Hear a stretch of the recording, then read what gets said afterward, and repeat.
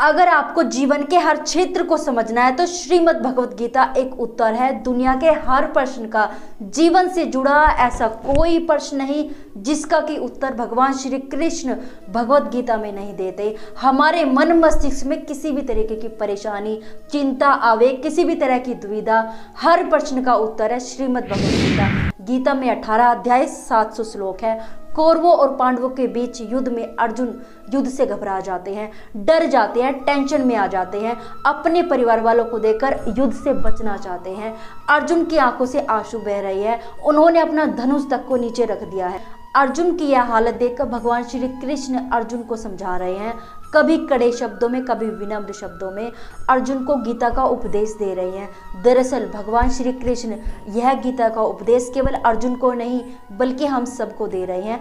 अर्जुन को तो उन्होंने 5000 साल पहले दे दिया था। गीता के हर अध्याय, हर श्लोक में आप अपने आप को अर्जुन ही समझिएगा, क्योंकि अर्जुन की हर समस्या, हर डर, हर दुख देखा जाए तो हमारी ही समस्या है, हमारा ही डर है, हमारा ही दुख है, और हर परेशानी का हल बता रहे हैं भगवान श्री कृष्ण।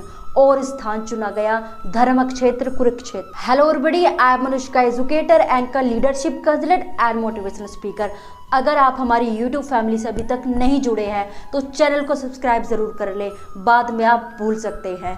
भगवत गीता में भगवान श्री कृष्ण ने न केवल अर्जुन को ज्ञान का उपदेश दिया बल्कि जीवन को कैसे जिया जाता है, जीने की कलाओं के बारे में बताया। भगवान श्री कृष्ण ने अर्जुन को जो गीता का उपदेश दिया है वह हर मनुष्य के लिए प्रेरणा स्रोत साबित हो सकता है। उसके हर अध्याय, हर श्लोक से हर मनुष्य कुछ ना कुछ सीख सकता है। पहला लेसन जो हम भगवत गीता से सीख सकते हैं, भगवान श्री कृष्ण कह रहे हैं कि बहुत थोड़ा प्रयास भी व्यक्ति को बहुत बड़ी सफलता दिला सकता है।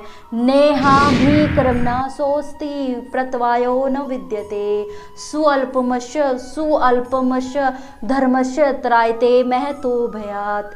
नहीं यह इस योग में अभिक्रम, प्रयत्न करने में नाशय हानि, अस्ति है प्रत्यवायः हरास, न कभी नहीं, विषयः स्वल्पम थोड़ा सा, त्रायते मुक्त करना है, विषयः महत महान, भयात भय से। इस प्रयास में न तो हानि होती है न ही हरास, अपितु इस पथ पर की गई अल्प प्रगति भी महान भय से रक्षा कर सकती है। कर्म योग के मार्ग में जो कुछ भी एक बार किया जा चुका है उसका कभी नाश नहीं होता। बहुत थोड़ा सा प्रयास भी व्यक्ति को बड़े खतरे से बचाता है। बहुत थोड़े प्रयास हमें बहुत बड़ी सफलता दिला सकते हैं। हमारा हर रोज का 1% इम्प्रूवमेंट जबरदस्त क्रांति ला सकता है। नेहा भी कर्मणा सोस्ति प्रत्यवायो न विद्यते सुअल्पमश धर्मश त्रायते महतो भयात्। बारिश की बूंदें भले ही छोटी हो लेकिन उनका लगातार बरसना बड़ी नदियों का बहाव बन जाता है। भगवान श्री कृष्ण अर्जुन को समझा रहे हैं कि शुरुआती रिजल्ट छोटा होता है लेकिन बाद में बहुत बड़ा हो जाता है। कौवे को घड़े से पानी पीना था, एक कंकड़ घड़े में डालना शुरू किया लेकिन फिर भी पानी ऊपर नहीं आया। कंकड़ पे कंकड़ डालता गया, थोड़ी देर बाद पानी ऊपर आ गया। कौवे ने अपनी प्यास बुझा ली। शुरुआती रिजल्ट छोटा होता है लेकिन बाद में बहुत बड़ा हो जाता है। छोटे प्रयास ही जिंदगी में बड़ा परिवर्तन ला सकते हैं। पुल तैयार हो रहा था, एक छोटी सी गिलहरी छोटे पत्थरों को उठाकर समुद्र में फेंक रही थी। सभी वानर वहां इकट्ठा हो गए और हंसने लगे और गिलहरी से पूछने लगे कि इन छोटे पत्थरों से क्या होगा। फिर राम जी ने उन्हें बताया कि इन छोटे पत्थरों ने ही तुम्हारे बड़े पत्थरों को जोड़ने का काम किया। शुरुआती रिजल्ट छोटा होता है लेकिन बाद में बहुत बड़ा हो जाता है। पत्थर पर पानी का लगातार टपकना टिप उसमें बड़ा सुराख कर सकता है। शुरुआती रिजल्ट छोटा होता है लेकिन बाद में बहुत बड़ा हो जाता है। यदि पत्थर पर रस्सी को बार बार रगड़ा जाए तो वह भी अपना निशान उस पर छोड़ देती है। शुरुआती रिजल्ट छोटा होता है लेकिन बाद में बहुत बड़ा हो जाता है। भगवान श्री कृष्ण यही तो अर्जुन से कह रहे हैं कि थोड़ा प्रयास हर रोज होता रहेगा। कुछ समय बाद समझिए कि कितना जबरदस्त बदलाव आपकी जिंदगी में होने लगेगा, आपके व्यक्तित्व में होने लगेगा।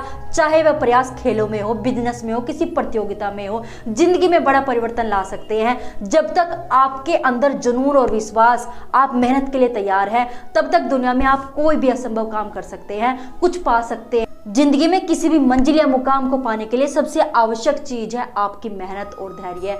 अगर आप ईमानदारी से मेहनत करते हुए और कभी ना धैर्य खोते हुए अपनी मंजिल या लक्ष्य की ओर कदम बढ़ाते हैं तो दुनिया की कोई भी ताकत, कोई भी अड़चन, कोई भी बाधा आपको सफल होने से नहीं रोक सकती।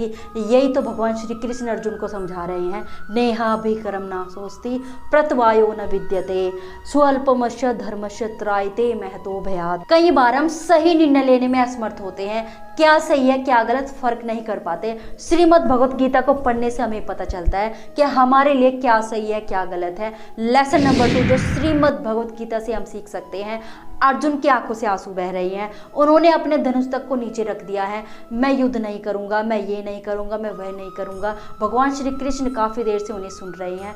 अब भगवान श्री कृष्ण अर्जुन को समझा रहे हैं और याद दिला रहे हैं कि तुम सर्वश्रेष्ठ हो, शत्रुओं के विजेता हो, तुम चाहो तो बड़ों बड़ों को परास्त कर सकते हो। उठो अर्जुन उठो। शुद्रम हृदय दौर्बल्यम त्यक्तोतिष्ठ परंतप। अर्जुन कोई निर्णय नहीं लेना चाहते। भगवान श्री कृष्ण अर्जुन को कड़े शब्दों में फटकारते हुए कहते हैं, शुद्रम हृदय दौर्बल्यम त्यक्तोतिष्ठ परंतप। शुद्रम हृदय दौर्बल्यम, हे शूरवीर अर्जुन, ये कैसे दुर्बल हृदय वाली बात कर रहे हो। यह तुम्हारी हृदय की दुर्बलता है, यह तुच्छता को प्राप्त करने वाली है। त्यक्तोतिष्ठ परंतप, त्याग कर इसे त्याग कर। उत्तिष्ठ उठो, परंतप शत्रुओं को मारने वाले, खदेड़ने वाले, 1 मिनट में शत्रुओं को धूल चटाने वाले। शुद्रम हृदय दौर्बल्यम त्यक्तोतिष्ठ परंतप। हे परंतप अर्जुन, यह हृदय की दुर्बलता तुम्हें शोभा नहीं देती, इसे त्याग कर उठो। तुम चाहो तो 1 मिनट में शत्रुओं को धूल चटा सकते हो, मार सकते हो। हे अर्जुन, इन अधर्मी और कायरों के आगे तुम्हें झुकना शोभा नहीं देता। अपने हृदय की ऐसी शुद्ध दुर्बलता को तुम त्याग दो। यह तुम्हारे हृदय की दुर्बलता है कि तुम डिसीजन नहीं ले पा रहे हो। खड़े हो जाओ अर्जुन, खड़े हो जाओ। त्यक्तोतिष्ठ परंतप। श्री कृष्ण सबसे बेहतरीन लीडर है और यहाँ श्री कृष्ण लीडरशिप का सबसे बड़ा उदाहरण दे रहे हैं। एक लीडर को क्या करना चाहिए। श्री कृष्ण अर्जुन को फटकार भी रहे हैं, डांट भी रहे हैं और प्रोत्साहित भी कर रहे हैं। अलग अलग नामों से पुकार रहे हैं, अलग अलग नामों से संबोधित कर रहे हैं, पृथा पुत्र कहकर संबोधित कर रहे हैं। कृष्ण इस बात की याद दिला रहे हैं कि तुम अपने आप को दुर्बल मान बैठे हो, यह तुम्हारे महान माता पिता को शोभा नहीं देता। श्री कृष्ण अर्जुन को परंतप नाम से बुला रहे हैं।